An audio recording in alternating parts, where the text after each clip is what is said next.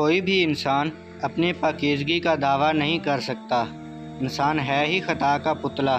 بھول سے، غفلت سے، جذبات کی شدت اور محبت کے غلبے کی وجہ سے اس سے گناہ سرزد ہو جاتے ہیں۔ لیکن کامیاب پتہ ہے کون ہے؟ جو اپنے گناہوں کا اعتراف کر کے دنیا میں ہی معافی مانگ لے، قبل اس کے کہ ایسے دن کا سامنا کرنا پڑے جس میں معافی تلافی کا موقع ہی نہ رہے۔ اکثر منزل کے قریب ہوتے لوگ ہمت ہار جاتے ہیں اور منزل کھو دیتے ہیں۔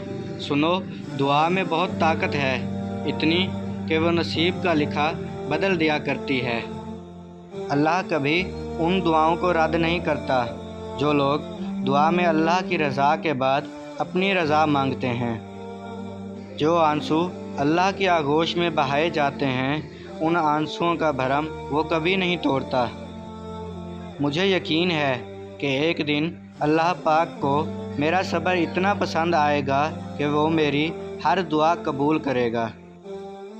تہجد اتنی قیمتی ہے، اگر اللہ ہمیں نہ دیتا تو ہم کبھی سمجھ ہی نہیں پاتے کہ اللہ کی محبت کس کو کہتے ہیں۔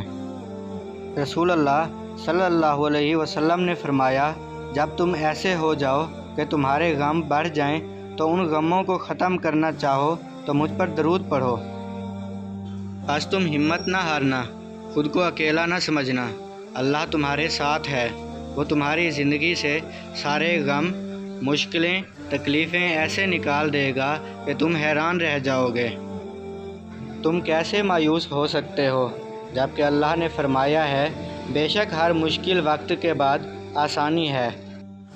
ایک دن تمہارے پاس وہ سب کچھ ہوگا جسے پانے کی امید میں تم اتنی دعائیں کرتے ہو، سارا دن صبر کرتے ہو، راتوں کو اٹھتے ہو۔ اللہ تمہیں وہ سب کچھ دے گا جس کی تم تمنا کرتے ہو۔ تمہارا انتظار ضائع نہیں جائے گا۔ آپ کی زندگی میں پڑھی گئی ایک تہجد کی نماز آپ کی پوری زندگی بدلنے کی طاقت رکھتی ہے۔ اپنے لیے بہتری کی دعا مانگو اور باقی سب فیصلے اللہ پر چھوڑ دو۔ اللہ تم سے محبت کرتا ہے، وہ کبھی تمہارا برا نہیں چاہے گا۔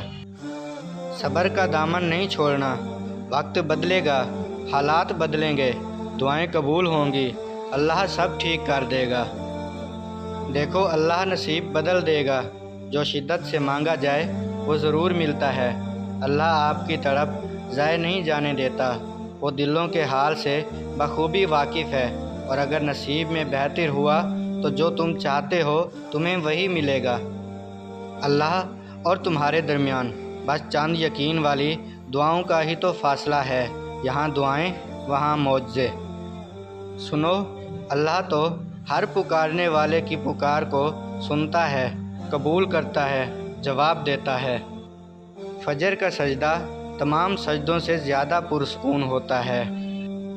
تم دعا مانگ کر بس صبر کرو، اللہ اجر میں دعا قبول کرے گا۔ وہ جانتا ہے کہ تمہاری دعاؤں میں کتنی چاہت ہے، یقین رکھو وہ خوب خوش کرے گا۔ اور جب توکل کرو تو یہ مت سوچو کہ جو مانگا ہے وہ ملے گا کیسے، بلکہ انتظار کرو کہ جو مانگا ہے وہ ہر حال میں ملے گا۔ کب اور کیسے، اس بات کا فیصلہ وسیلہ بنانے والے پر چھوڑ دو۔ جن راستوں سے اللہ تمہیں گزار رہا ہے، ممکن ہے کہ انہی کا آخری کنارہ معجزوں سے مل جائے۔ اب صبر کا اختتام ہوگا، اب اس کے کن کا آغاز ہوگا، انشاءاللہ خیر۔